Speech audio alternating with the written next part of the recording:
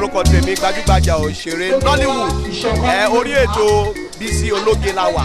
Ẹ wo tẹ bá fẹ́ mọ̀ pa gbogbo ẹ̀ṣọ́ ara fàájì tó yọrantí ní òde pápájọ nílẹ̀ adúláwọ̀. Lórí ètò Bísí Ológe ẹ má yí yẹ̀ wò. Yẹmí Ṣọ̀dádé ló sọ bẹ́ẹ̀, ẹ jọ̀ọ́.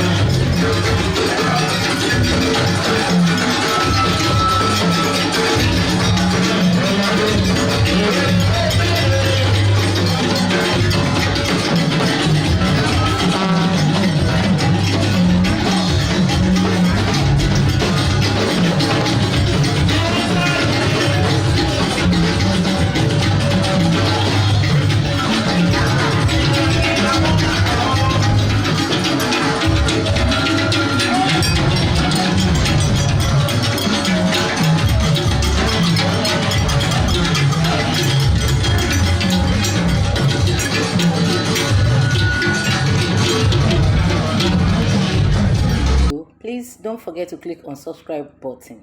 Kindly comment and share. We drop new videos daily. Thank you. God bless you.